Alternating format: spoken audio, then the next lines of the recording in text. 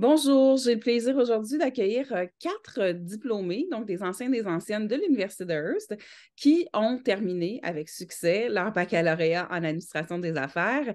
Je leur dis tout de suite bonjour. Bonjour Hassan Dioum. Bonjour Martine. Alors, tu es diplômé depuis quelle année en fait? Je suis diplômé depuis décembre 2021. Parfait. Andréane Gagnon. Bonjour Andréane. Bonjour, Même question à toi, diplômé de? depuis 2021 également. OK, même cohorte donc. J'y vais Oui, avec c'est ça. Jean-Baptiste Diatta. Jean-Baptiste Diatta 2021 ou? 2019. OK. Et la dernière à se joindre à nous, c'est Verenza Aquemo. Bonjour, Verenza. Toi, Salut, diplômée merci. de Moi, c'est 2018. 2018. Parfait. Alors, on est ici essentiellement pour parler des différents parcours, en fait, professionnels qu'on peut avoir avec un baccalauréat en administration des affaires de l'Université de Hearst. Je commence d'abord peut-être par Verenza, justement. Verenza, tu as un parcours assez particulier. Après ton baccalauréat, donc spécialisé, tu es allé, en fait, t'es allé au CPA, donc pour devenir comptable agréé. Parle-moi de ce cheminement-là. Qu'est-ce qui fait que, avec ton baccalauréat en administration des affaires, tu avais l'impression d'être capable de poursuivre dans ce genre d'études-là? Alors, le bac en administration des affaires, ce qu'il faut savoir, c'est que c'est un baccalauréat assez ouvert. Donc, il y a plusieurs compétences qui sont mises en valeur dans ce bac-là. On a, par exemple, le marketing, les ressources humaines, la comptabilité et bien d'autres. Et moi, je pense que la particularité pour moi, c'était de pouvoir acquérir une certaine expertise dans un des domaines. Et le domaine que j'ai choisi était la comptabilité. Donc, c'est la raison pour laquelle j'ai choisi de poursuivre avec mon CPA. Oui. Lorenza parlait justement des ressources humaines. Je viens vers toi, Hassan, parce que justement, tu as commencé donc rapidement en ressources humaines, c'est ça? Effectivement, moi, avant de venir ici au Canada, j'ai eu à faire 2 ans et demi de formation en gestion des ressources humaines au Oh. Sénégal, oui, avant de venir ici. Et par la suite, avec mon diplôme en administration des affaires, ça m'a permis de pouvoir continuer sur cette lancée, de vouloir travailler toujours dans les ressources humaines, chose qui n'a pas été du tout difficile pour moi pour trouver un job en ressources humaines. Ah oui, il y a plusieurs emplois de disponibles. Effectivement, bah, nous sommes toujours en recherche pour les profils en tant que RH, en fait, partout dans le Canada, surtout quand tu es francophone, tu es vraiment recherché dans les zones anglophones aussi. Hmm. Hassan, dirais-tu que sans ton premier donc diplôme, avec uniquement, par exemple, ton baccalauréat en administration des affaires, dirais-tu que même avec ce baccalauréat-là seulement, tu aurais obtenu un emploi en ressources humaines? Effectivement, c'est tout à fait possible parce que moi, j'ai commencé en tant que adjoint à la direction des ressources humaines, donc je faisais des tâches administratives et tout, même si on me confiait certains dossiers un peu confidentiels. Et donc, c'est à partir de là que j'ai commencé à évoluer. Donc, même avec un baccalauréat en administration des affaires, on peut tout de même occuper un poste en ressources humaines. C'est tout à fait possible. Hmm. Andréane, je viens vers toi maintenant parce que toi aussi, c'est complètement différent. Comme Verenza, tu as décidé de poursuivre tes études postsecondaires, mais toi, c'est pour devenir avocate. Donc, je vais te poser la même question que celle de Verenza parce que Verenza, avec son diplôme, son baccalauréat en administration des affaires, a jugé ou avait l'impression d'avoir le bagage nécessaire pour poursuivre des études postsecondaires, mais en comptabilité, donc pour devenir comptable agréé. Qu'est-ce qui fait en sorte que toi, avec ton baccalauréat, le même baccalauréat en fait, pour toi, tu avais l'impression que devenir avocate, en fait, cette voie-là était aussi possible pour toi?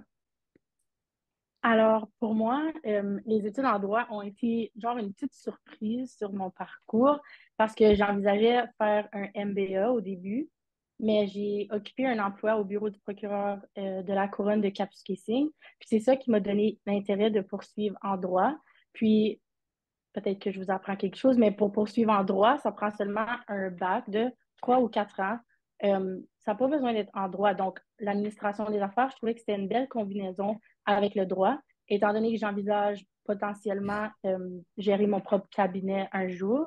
Alors, je trouve que la combinaison des administrations des affaires et du droit va me permettre finalement de gérer et de pratiquer le droit en même temps. Ouais. Andréane, est-ce que tu dirais, parce qu'on sait, l'Université de Hearst se dit toujours une université qui favorise beaucoup l'interdisciplinarité, que c'est vraiment au cœur des études à l'Université de Hearst, puis au cœur de la facture pédagogique. Est-ce que ça, c'est peut-être une des clés aussi entre Veranza et Andréane, le fait que vous avez eu l'impression que vous pouviez poursuivre dans certains domaines? Est-ce que l'éducation que vous avez reçue à l'Université de Hearst vous permettait plus ça, peut-être, en raison de l'interdisciplinarité? Oui, effectivement. Puis, tel que Brenda l'a mentionné, on est choyé, on peut faire des cours dans différents domaines. On a certains cours au choix qui nous permettent aussi de faire des cours qui sont dans nos intérêts. Alors, je trouve que la combinaison, telle que tu le mentionnes, de l'interdisciplinarité nous permet de voir plusieurs différentes facettes. Puis, je vais mettre l'emphase sur les cours en bloc. Ça, pour moi, c'était excellent. Puis, c'était la meilleure forme d'apprentissage que j'ai eue jusqu'à présent, puis encore à ce jour. Alors, ça, je trouve que c'est aussi un atout qui m'a permis de tirer des avantages de l'Université de Hearst pour bien me préparer pour continuer au JD. Hmm. Et Jean-Baptiste, je t'oublie pas, je t'ai pas oublié, Jean-Baptiste. Non, je suis là. Jean-Baptiste aussi a vraiment une feuille de route très intéressante parce que Jean-Baptiste, corrige-moi si j'ai tort, mais toi, à ta sortie du baccalauréat de l'université, tu es allé à la Caisse populaire, c'est ça? Oui, j'ai commencé à la caisse en 2019, juste après la graduation. So, oui, mais je veux quand même suivre le raisonnement de Hassan. Moi, dans mon cas, j'ai suivi un parcours d'administration des affaires au Sénégal avant de venir. Donc, juste après, je suis venu au Canada. Donc, j'ai repris le même programme, ce qui m'a permis quand même d'avoir des perspectives différentes sur le fonctionnement au Sénégal et ici. Donc, c'était quand même très, très intéressant d'avoir les deux programmes mixés en deux. Oui. Oui, ben j'imagine, oui, parce que tu peux comparer aussi. C'est Et là, ça. Jean-Baptiste, là maintenant, tu es complètement ailleurs. Parle-moi de ton parcours un peu. Comment est-ce que tu en es arrivé? Parce que tu travailles maintenant à la radio de Kapuskasing, Mousse FM, et tu es en vente.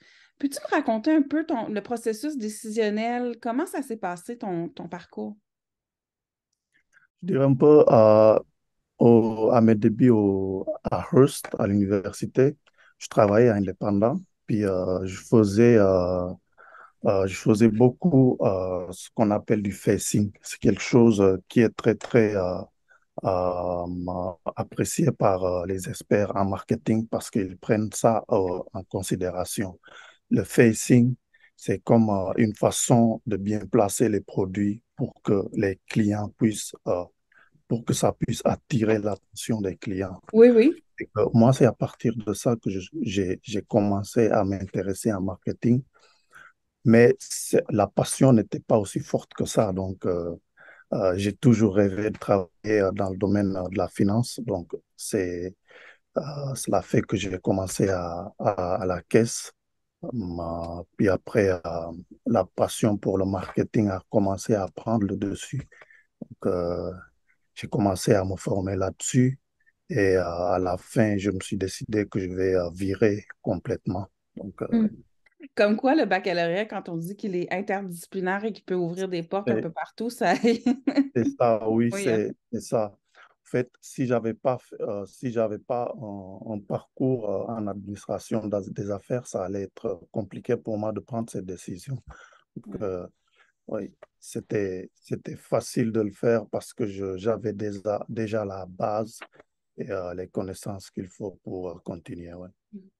J'aimerais vous entendre sur de quelle façon est-ce que ce que vous faites en ce moment, c'est directement lié à votre baccalauréat en administration des affaires. Je vais peut-être commencer. Hassan, ça fait un petit bout de temps qu'on ne t'a pas entendu. Ok, d'accord.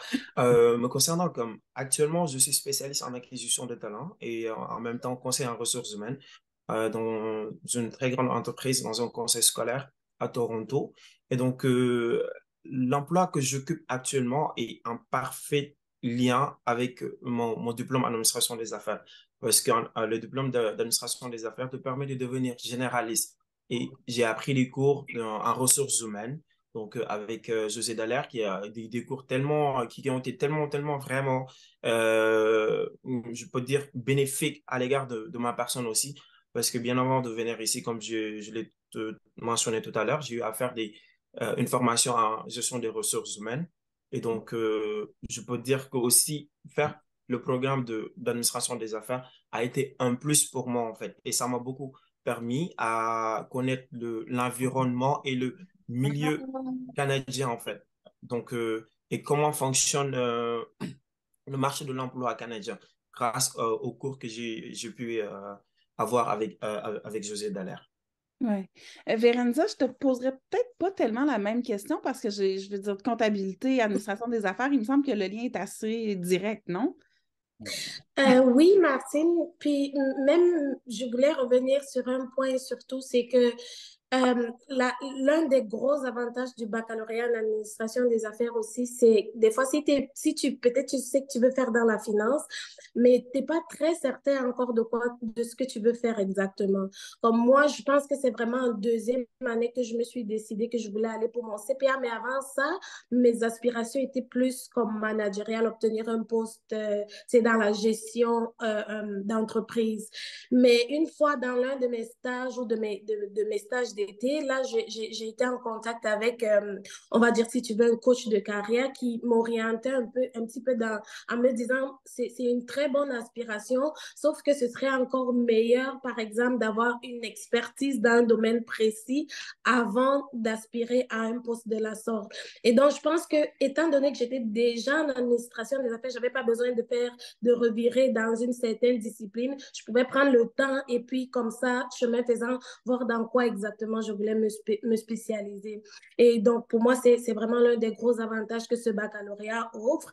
Et pour revenir à la question, donc, effectivement, moi, je travaille en cabinet, donc on est d'accord que c'est étroitement lié avec le titre comptable que j'ai pu faire à la suite de mes études. Oui, effectivement. Andréane, tu me disais tantôt, tu disais que, bon, tu es devenue, ou en tout cas, tu vas devenir avocate, mais tu as décidé d'entreprendre des études pour devenir avocate. Euh, et c'est un peu une surprise pour toi. Parle-moi, est-ce que vos stages dans le cadre du programme, parce on sait qu'il y en a, est-ce que de certains de vos stages qui ont été marquants, qui vous ont aidé justement à déterminer où vous vouliez aller, qu'est-ce que vous vouliez faire? Andréane, est-ce que c'était ça ton emploi chez le procureur général ou non, pas tellement? Non, mon OK. emploi chez le bureau du procureur de la Couronne, c'est quelqu'un de l'université qui a parlé à la procureure de la Couronne. Elle cherchait un étudiant. Puis en fait, c'est quelqu'un qui travaille à l'université qui m'a mis la puce à l'oreille. Donc, c'est de cette façon que j'ai obtenu mon premier contrat en tant qu'étudiante. Alors, bien que c'était pas lié à l'administration des affaires, ça m'intéressait. J'ai senti le pouls, puis me voici encore employée par un bureau du procureur de la Couronne, différent, pas celui-là de Capus-Casing en ce moment, mais un bureau du procureur de la Couronne en Ontario. Alors, ça a bien fonctionné. Depuis ce temps-là, j'occupe certains postes dans divers bureaux du procureur. OK, parce que c'est vrai qu'il y a les stages, je parlais des stages, mais il y a le réseautage aussi. Parlez-moi d'à quel point le réseautage, ça a été important pour vous, pour la suite des choses, pour vous trouver un emploi, pour vous développer. Jean-Baptiste, est-ce que c'est une question qui te parle, toi, le réseautage? Oui, absolument. Le réseautage était une partie très, très importante parce que à mon arrivée à Hearst, on était pas mal intégrés dans la communauté.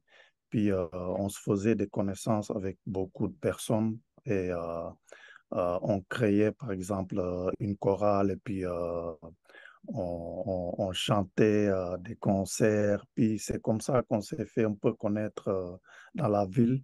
Ce qui fait que partout où tu vas, tu as au moins une chance d'avoir quelqu'un qui t'a déjà vu, qui connaît ce que tu fais. Donc, c'est un peu le réseautage à notre début, c'est un peu ça qu'on faisait. Ce qui fait que on ne faisait pas comme le réseautage aujourd'hui. En ce moment, moi, j'utilise beaucoup LinkedIn pour me connecter avec plusieurs personnes de partout. Euh, Mais à mes débuts, je faisais pas ça. Je connaissais pas trop LinkedIn, donc Mm. c'était un peu ça, oui. Oui. Ouais. Hassan, je vais te parler de réseautage, mais je veux t'entendre surtout parler de... J'aimerais que tu te mettes dans la peau peut-être des étudiantes et des étudiants qui vont obtenir leur baccalauréat dans les prochaines semaines, dans les quelques mois qui s'en viennent. Mhm.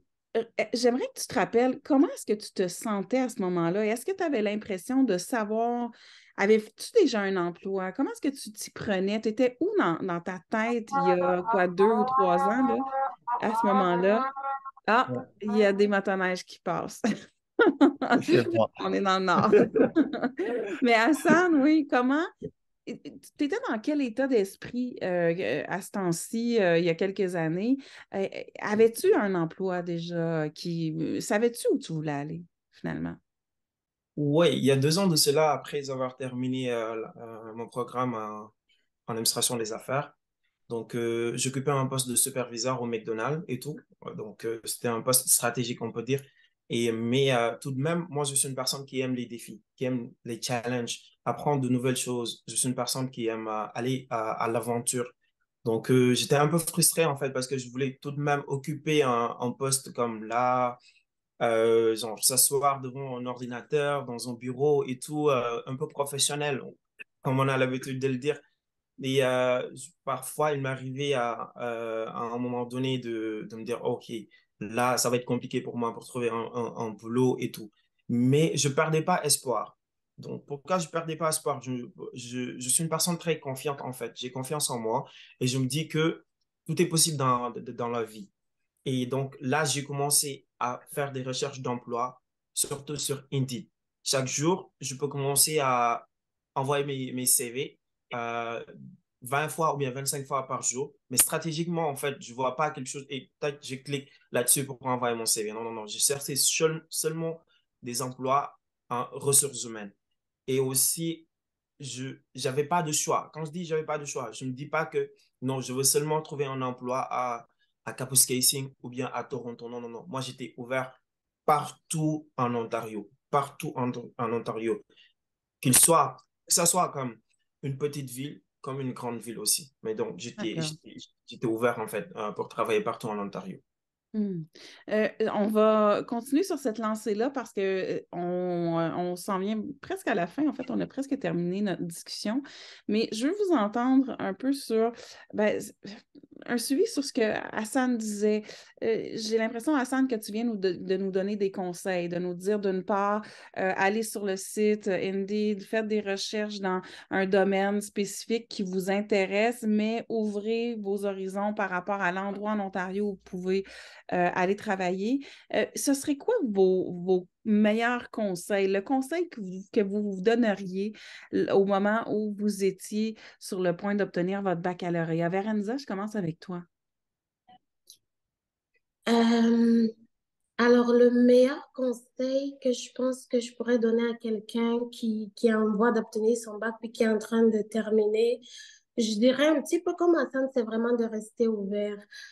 Des fois, on sait ce qu'on veut, on sait où on s'enligne, mais c'est de garder en tête ce plan, l'objectif final, mais de se dire que ça ne sera pas nécessairement un parcours linéaire. Donc, des fois, il faut être flexible un petit peu, se dire, OK, peut-être mon objectif va être d'obtenir mon CPA, mais que ce soit peut-être CPA Québec ou CPA Ontario, peut-être c'est pas une grosse différence. Donc, est-ce que je veux, par exemple, trouver un emploi, je vais peut-être trouver un emploi au Québec, mais à ce moment-là, est-ce que je vais vouloir transférer pour demander mon admission à CPA Québec? Donc, c'est juste vraiment oui, on a des objectifs et tout, mais de rester ouvert, de rester assez flexible pour profiter des opportunités que la vie peut nous offrir entre-temps.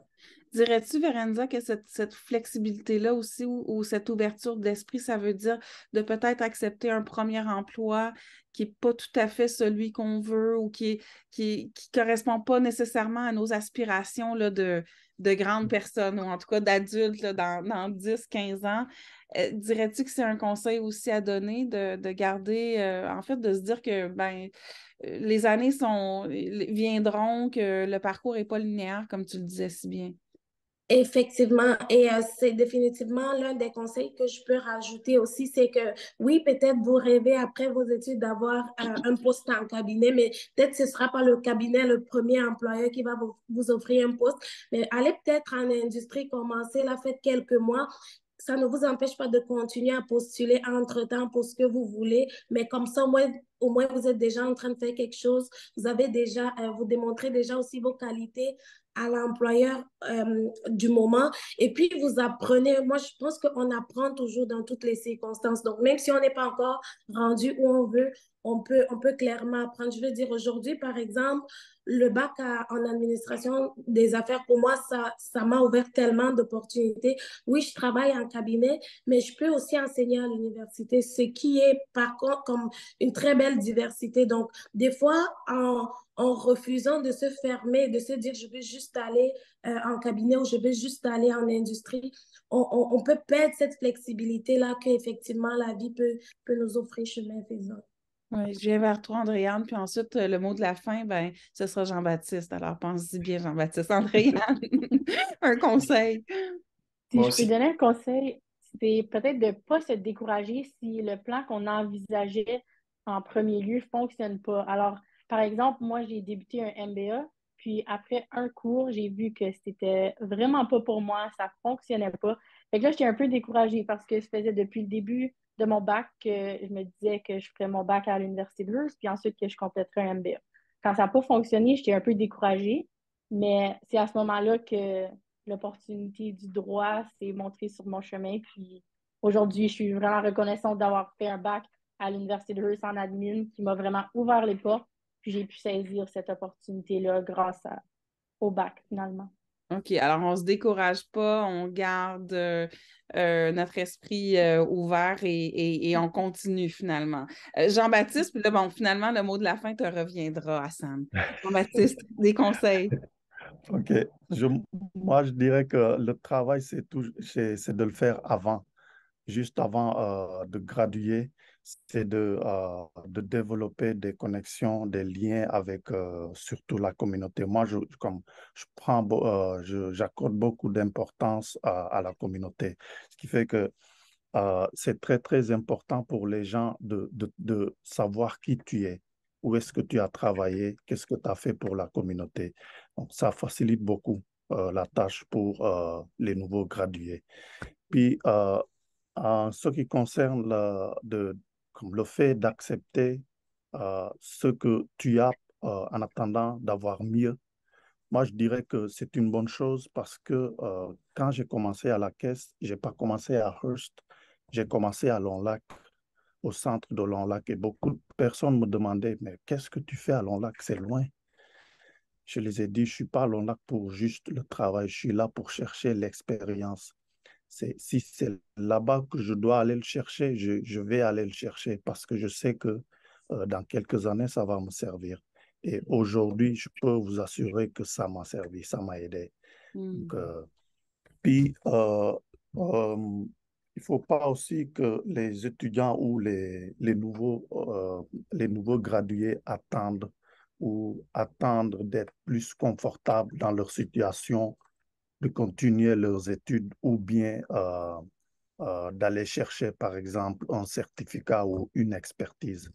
Euh, Ils peuvent le faire parce que ça va aider dans le moment même. Une fois que tu fais, par exemple, une certification en ressources humaines, en marketing ou en comptabilité, peu importe la certification, ça peut aider.